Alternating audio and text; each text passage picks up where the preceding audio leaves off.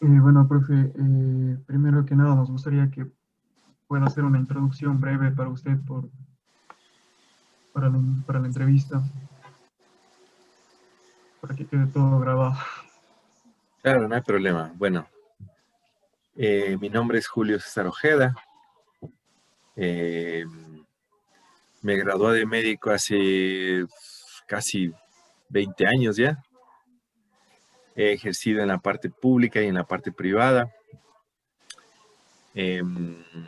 Mientras estuve en la parte pública, estuve atendiendo atención directa en primera línea, en primer nivel, en segundo nivel.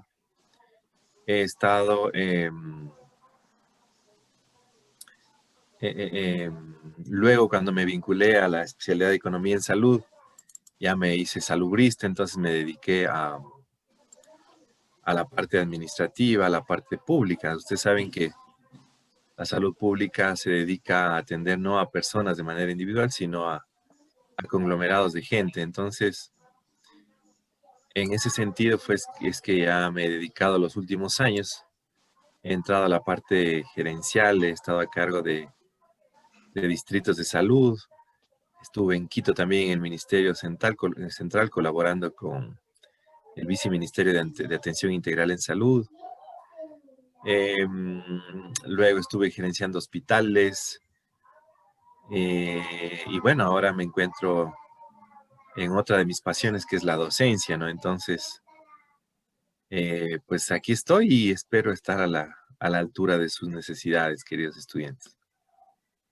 Listo, profe. Bueno, podemos comenzar con las preguntas de la entrevista. Eh, entonces, la primera pregunta sería, ¿qué conocimiento tiene sobre las enfermedades de transmisión sexual? O sea, un conocimiento general.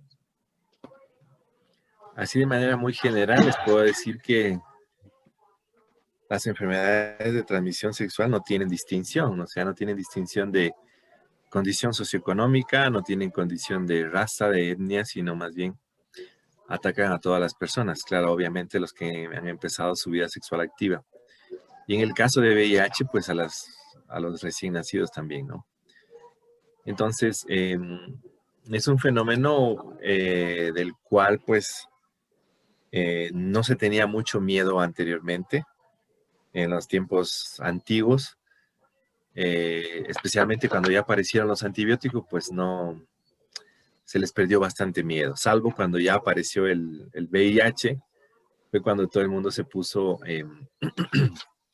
al cuidado, ¿no? Entonces, es un fenómeno mundial que ha alcanzado cifras prácticamente de pandemia, es decir, que está en todos los países y,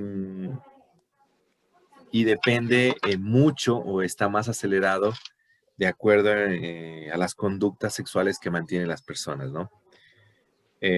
Hay muchos temas tabús de lo que la gente no quiere hablar o no prefiere hablar.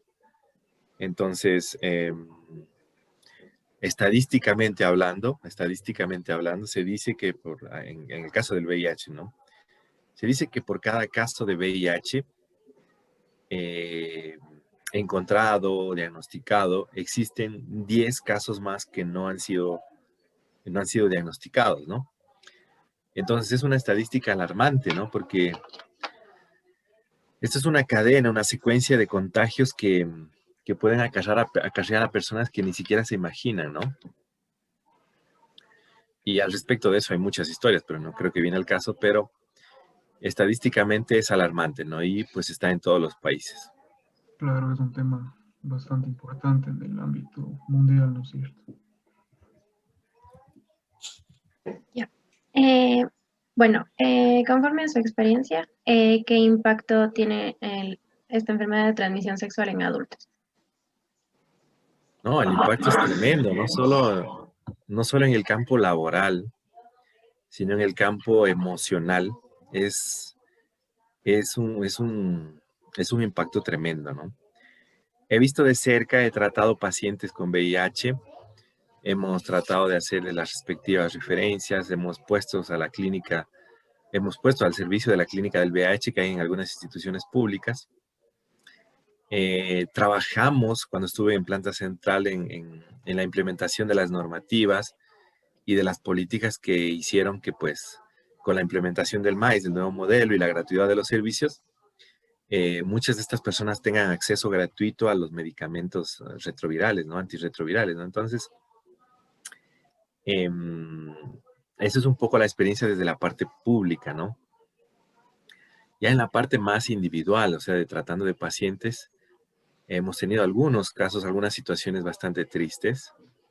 Tuvimos el caso de una chica que fue violada por agresores al salir de sus clases universitarias y resultó embarazada, resultó con VIH.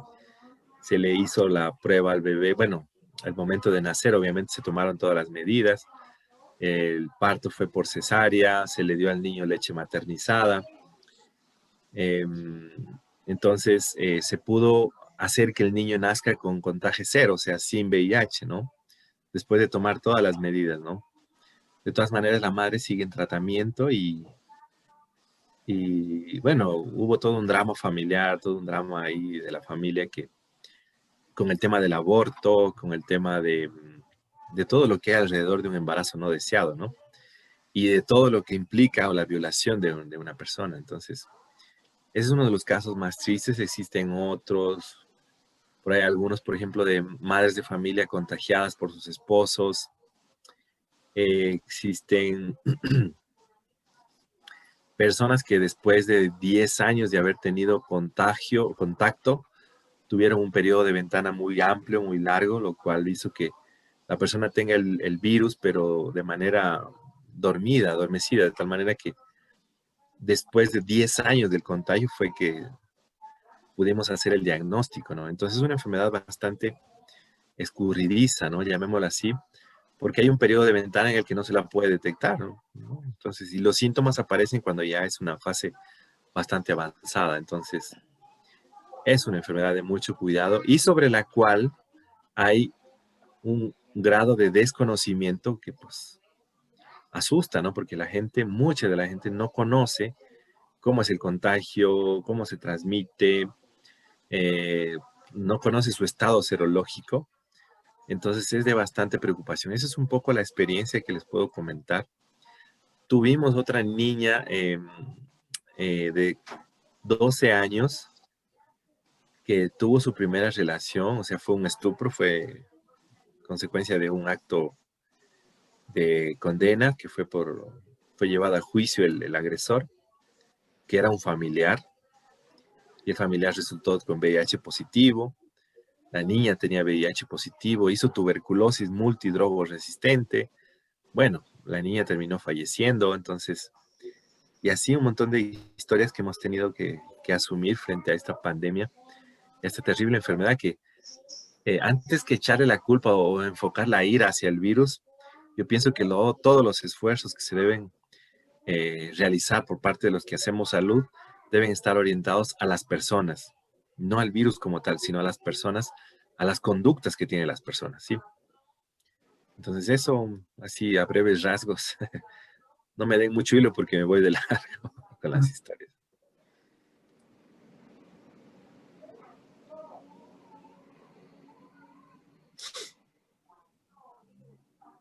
Roberto, ¿no? Y bueno, ya.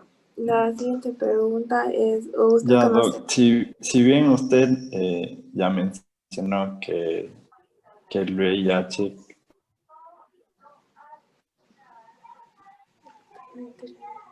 Te escuchamos, Roberto. El internet. Sí, está. Te quedó frío. ¿Está bien? Sí, se le colgó el ya video. volví, ya se me fue. Ok, Roberto. No hay problema. Ahora sí me escuchan. Sí, ahí, Sí. ahí. Sí me escuchan, ¿verdad? Ya. Bueno, estaba diciendo, doctor, si bien usted había mencionado que esta enfermedad como que no tiene una distinción entre clases, ¿cree usted que sí existe una clase económica que esta enfermedad tenga una prevalencia mayor? Claro que sí. Y generalmente es en las sociedades en donde existen niveles de pobreza más bajos, niveles educativos, los niveles educativos no tanto, porque se ve tanto en niveles educativos superiores como medios, sin educación. Pero generalmente, y ha declarado, y así ha sido, se ha encontrado más prevalente, especialmente en países africanos, ¿no? En donde, pues, de acuerdo al tipo de cultura, hay sociedades allá, por ejemplo, se me va este país. Bueno, se me fue. Pero ahí las personas, pues, viven en 3, 4 familias, o sea, cada hombre tiene 3, 4 mujeres, y eso lo asumen como normal. Entonces, la promiscuidad es alta, no hay cuidado, las prácticas sexuales son inadecuadas. Entonces, eso ha generado que este virus pues, se reproduzca, sea un caldo de cultivo agradable para este virus. A nivel de Latinoamérica, no sé si les mostré algunas estadísticas con respecto al VIH, pero hay igual o casi mayor distinción en países un poco más desarrollados, por ejemplo, Argentina, Uruguay, Chile, Colombia, que a diferencia de países de los nuestros, ¿no? Como Ecuador, Perú, Bolivia, pues tienen incluso menos incidencia que en esos países, ¿no? Entonces ahí no hablamos de países pobres o países menos desfavorecidos, sino es un poco el tema cultural, ¿no? Y claro que sí, marca la diferencia, entonces, y no solo el VIH, sino muchas enfermedades hacen su agosto en enero cuando pues los niveles de pobreza, los niveles educativos son más bajos. Entonces, claro que sí, que hay distinción entre países, especialmente en donde, como digo, las prácticas sexuales son diferentes, son abiertas, hay mayor promiscuidad, entonces eso ha llevado a que haya más casos, más prevalencia, ¿no?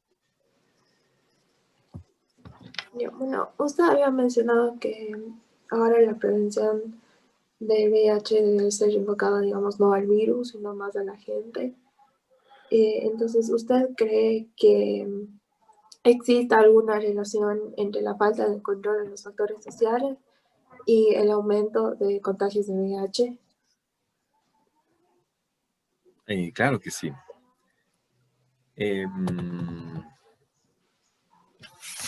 Hace algunos años hicimos un ejercicio con estudiantes de colegios en donde les planteábamos algunas preguntas, ¿no?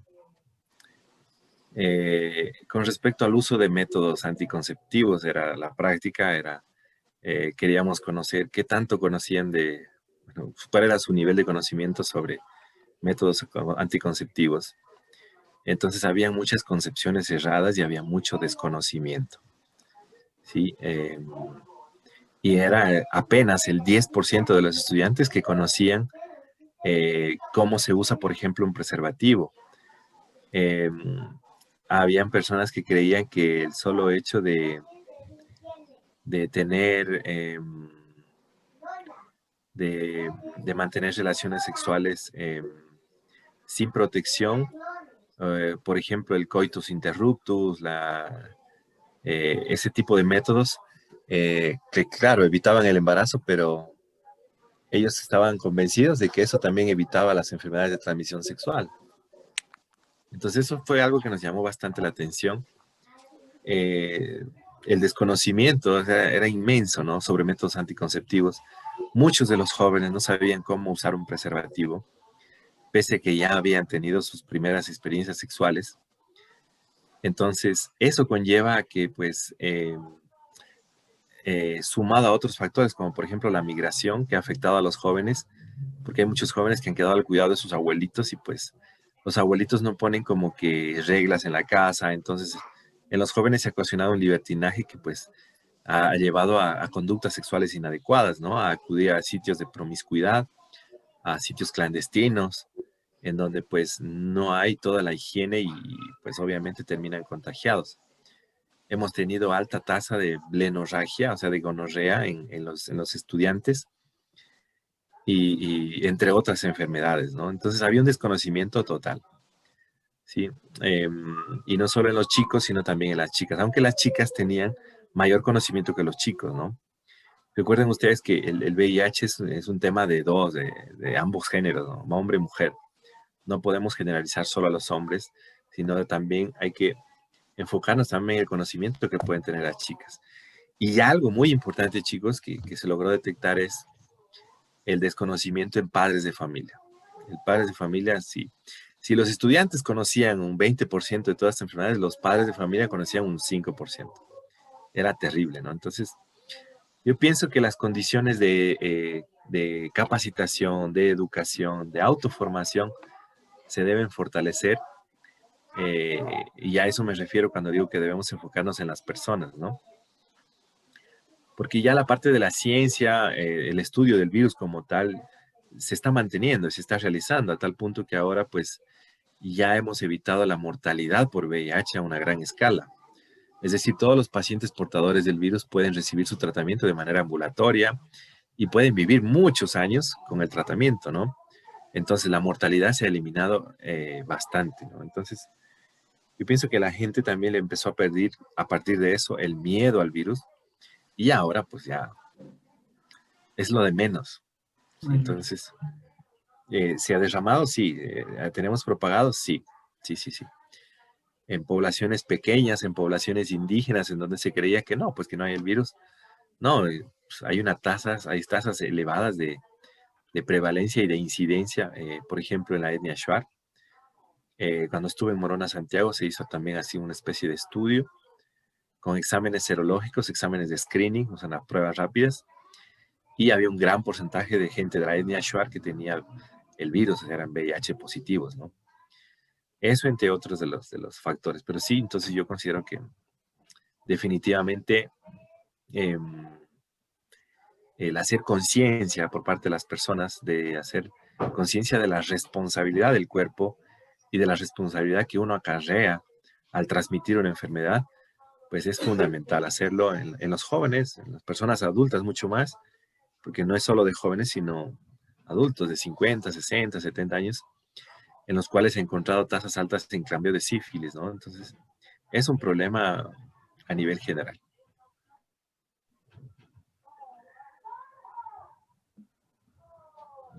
Bueno, en cuanto antes mencionó que esta enfermedad estaría relacionada a la clase social, o sea, se podría decir que a la pobreza. Pero, ¿qué otros factores socioeconómicos podría usted mencionar que están ligados a los casos existentes de VIH? Bueno, existen otros, por ejemplo, condiciones como la población cautiva, ¿no? O sea, aquella población que la tenemos encerrada, por ejemplo, las personas privadas de libertad son un grupo de riesgo por las conductas sexuales que se mantienen dentro.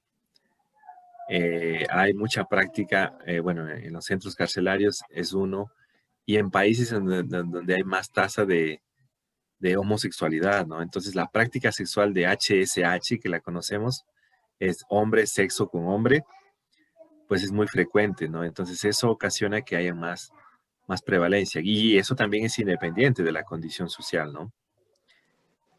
Independientemente del nivel socioeconómico, ¿no?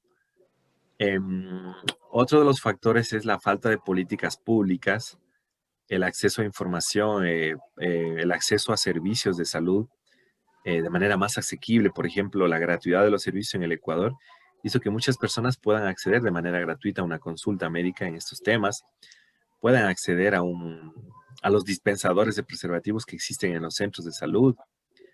Entonces, políticas públicas como esas también en países en donde no las hay, van a favorecer el aparecimiento de estas enfermedades.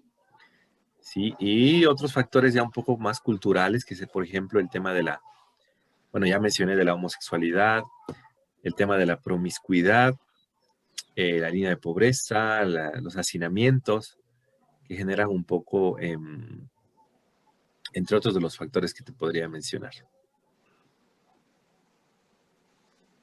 Bueno, la siguiente pregunta era algo así también relacionado a eso. Es, en su opinión, ¿de qué depende que una población sea vulnerable para padecer de esta enfermedad? O sea, ¿cuáles serían los factores sociales más importantes, o sea, que más influye para, para el contagio de esta enfermedad?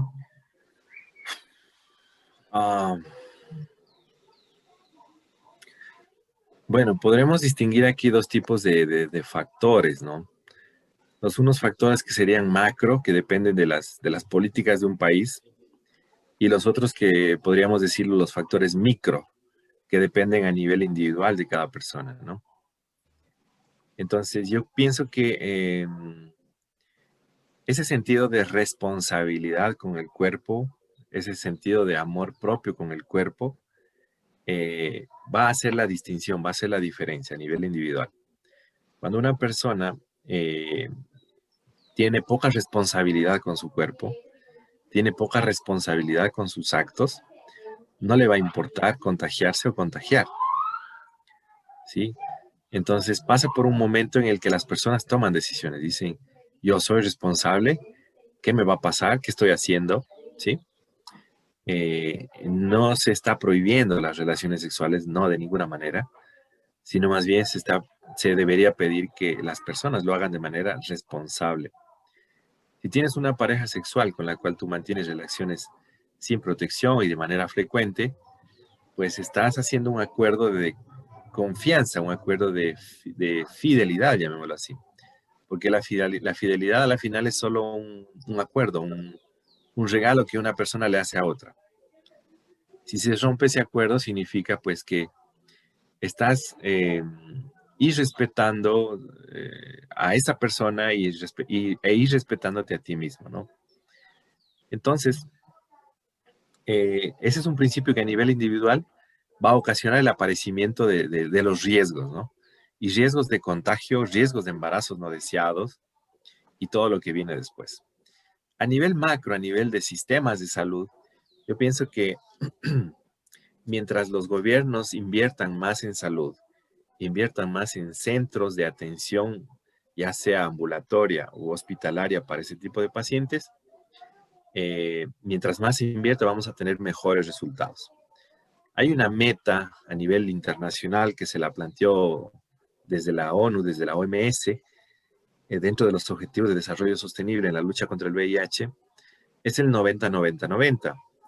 ¿Sí? ¿Qué significa esto? Pues significaba que tener 90% de los pacientes diagnosticados con VIH, 90% de los pacientes diagnosticados con tratamiento contra el VIH y 90% de los países ya con carga viral cero. Entonces el 90-90-90 estaba enmarcado a disminuir los casos que no han sido diagnosticados y pues obviamente a que reciban el tratamiento respectivo, ¿no? Y todo el programa, bueno, en el Ecuador que se llevó a cabo a partir del programa del VIH y de la ley de liberar el acceso a la salud con la gratuidad de los servicios, pues todo eso se logró disminuir bastante, ¿no? Entonces se encontraron a más personas, se diagnosticaron a más personas, aunque hay un tema ahí todavía que no se logra romper, es el tema de la confidencialidad. Todas las personas en el Ecuador para hacerse un examen de VIH deben aprobar que se les haga el examen. Es decir, si a ti te quieren hacer una prueba del VIH, tú tienes que firmar un consentimiento informado. Entonces, si una persona dice, ¿sabe qué? No, yo no quiero saber mi estado serológico y no mucho menos que usted lo sepa. ¿Sí? Entonces, eso ha impedido un poco que ciertas personas puedan ser diagnosticadas, ¿no? Y claro, ahí está un tema de derechos. Yo tengo derecho a decidir sobre mi cuerpo. ¿Qué diagnóstico quiero hacer? ¿Qué tratamiento quiero recibir? Y está bien. Y no podemos vulnerar por principio de bioética. Pero eso ha limitado bastante el conocer de manera o detectar o filtrar de manera mucho más efectiva cuántos casos realmente hay en el Ecuador. Y con esto, pues, de la confidencialidad, pues, se ha dado mucho drama, ¿no? La gente que es diagnosticada de VIH y conoce y se le cuenta a la familia, han sufrido discriminación en sus casas, en sus trabajos, y hay mucho tabú al respecto de la gente, ¿no? La gente cuando dices, le cuentas que tienes VIH, las personas ya te miran de lejito, de hasta ya no te quieren dar ni la mano, ¿no? Eso de la voz de los mismos pacientes, ¿no? Entonces hay personas que han tenido que abandonar sus trabajos, cambiarse de ciudad, cambiarse de país, porque todo el mundo se enteró que tienen VIH. Entonces te miran como lo peor de lo peor, ¿sí? Claro, y si eres hombre, peor. Y si eres mujer, pues tengas o no tengas la culpa del contagio, te hayan contagiado con intención, sin intención, pues vas a ser discriminado o discriminada, ¿no? Entonces, esos temas así, bueno, en política pública a nivel nacional se debe fortalecer, eliminando esos tabús, el desconocimiento, generando mayor accesibilidad para la gente. Y a nivel individual, fomentando valores en las nuevas generaciones. Valores como el autorrespeto, el quererse a sí mismo y ¿cómo se llama pues esto? El amor propio, ¿cómo le dicen? La autoestima. Exacto, la autoestima. Entonces, trabajando la autoestima en los chicos, yo pienso que se debe tener mejores generaciones, ¿sí? Ya. Doctor, en su opinión, ¿usted cree que esta lucha contra el COVID ha causado que haya un descuido de la pandemia del VIH? Desde luego. Y el descuido ha sido no solo con el VIH, ha sido con la tuberculosis, con el dengue, con los profesionales de la salud. No, este gobierno sí, bueno, pero sin hablar de este gobierno a nivel mundial, sí, pues todo el mundo ha enfocado sus esfuerzos a las vacunas, al aislamiento.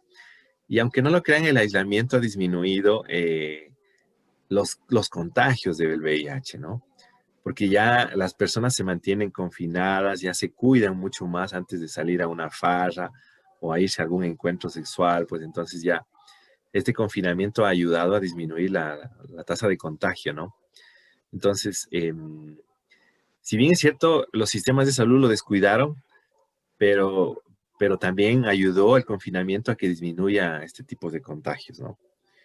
Entonces, hay pro y hay contras, ¿no? Entonces, la pandemia nos ha enseñado mucho y prueba de ello es los accidentes de tránsito que redujeron, pero drásticamente. Y ahora como ya todo está como que la gente relajándose, nuevamente aparece. Entonces, es un tema de ahí, de jugar con el equilibrio, ¿no? Pero claro que sí, claro que se descuidó el tema del contagio del VIH y de otras enfermedades también. Luego usted había mencionado que bueno, también hay como que una relación del aparecimiento de casos en grupos indígenas. Entonces, ¿cree usted que eso de pertenecer a una etnia también tiene relación con la transmisión? Depende de la etnia, ¿no? Por ejemplo, yo les comentaba la experiencia que tuvimos con la etnia Shuar. La etnia Shuar es una etnia que tiene culturas un poco diferentes a las de las culturas quichuas, por ejemplo, en la sierra. En la etnia Shuar, el hombre es bastante promiscuo y eso para ellos es normal. Entonces, asimismo, tienen 2, 3 familias, ¿sí? Y hay mucha relación entre familias mismo, ¿no? Entre primos, entre tíos y primos. Entonces, es tema de la cultura mismo, ¿no? Que no sucede igual como en la cultura quichua, que es un poco más reservada, es diferente, pero depende de eso, ¿no? Entonces, en la cultura y en la etnia Shuar, pues, esto de la promiscuidad es muy normal entre ellos. Entonces, era frecuente encontrar enfermedades de transmisión sexual y ahora con el VIH, con el aparecimiento del VIH, esto se derramó mucho más, ¿no? Y ellos antes de acudir a un médico o de sentirse mal, ellos primero van donde el chamán, donde el brujo, donde se toman las medicinas y luego pues cuando ya no hay nada que hacer, ahí sí buscan ayuda médica, ¿no? Entonces es un tema cultural y no es a todas las culturas indígenas, sino depende de la cultura, ¿no? Y en los pueblos afrodescendientes también pues se ve mucha promiscuidad y también por ahí va el tema también.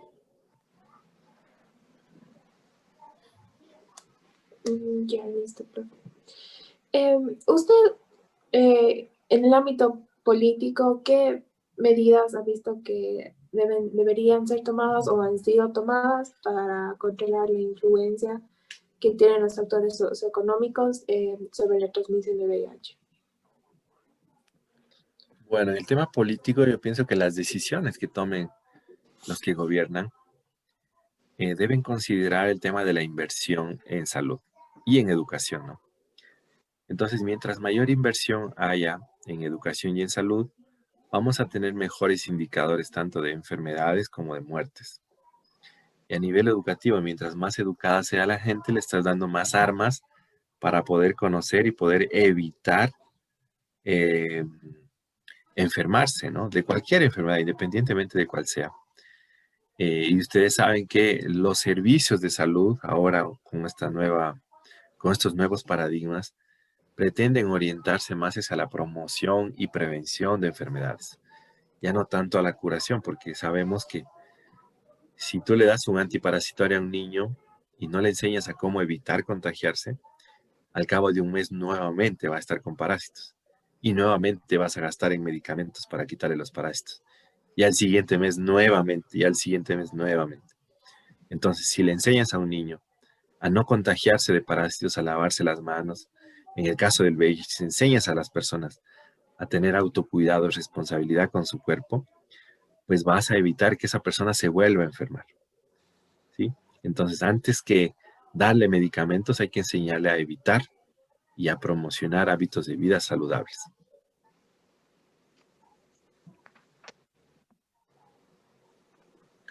Bueno, en el campo político, pues, aquel candidato, ahora que estamos en campaña, pues que ofrezca subir presupuestos para salud y educación, denle el voto a ese señor, porque invertir en lo social es invertir en el desarrollo humano.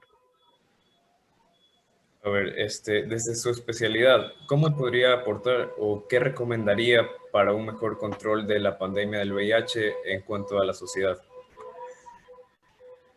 Bueno, desde mi especialidad lo que se podría recomendar es incrementar el número de pruebas diagnósticas, incrementar los eventos de tamizajes, las ferias de salud en las que se invite a las personas a hacerse la prueba, hacer cruzadas sobre, por ejemplo, que todas las personas se hagan su estado serológico.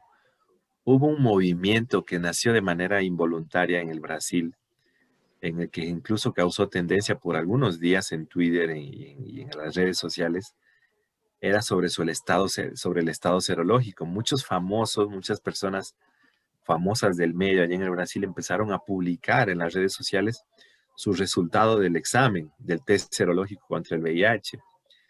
Entonces eso causó como una revuelta de decir, mira, yo también estoy negativo, yo también estoy negativo. Y claro, cuando las personas que eran positivas empezaron a publicar, empezaron a hacer bullying, entonces es el tema de la sociedad, ¿no? Pero yo pienso que mientras más se hable del tema, más se lo ponga en la mesa de discusión de las casas, de los colegios, de las escuelas, de las universidades, pues más se va a conocer del tema, ¿sí?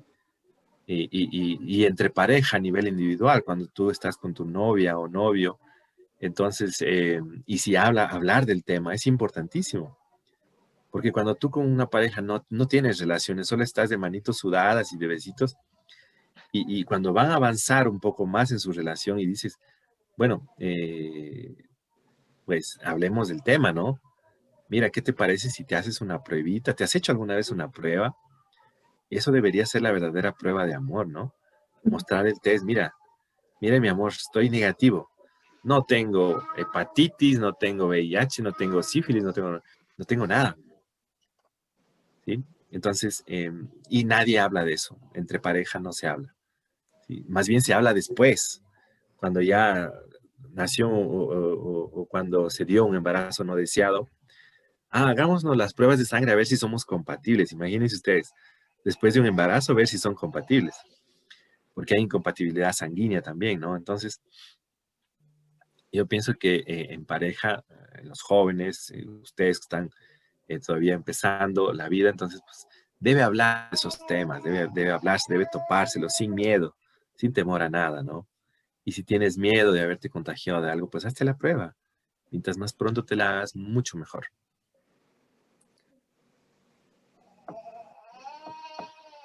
Ya, bueno, eso serían todas las preguntas de la entrevista, Doc. Muchísimas gracias por su tiempo y... Listo, chicos. Entonces, espero haber estado a la altura de sus expectativas y pues me tengo que retirar que justo tengo otra sesión. Listo, Doc. Muchas gracias, doctor. Muchas gracias, doctor. Gusto, chicos. Un gusto conocerles. Le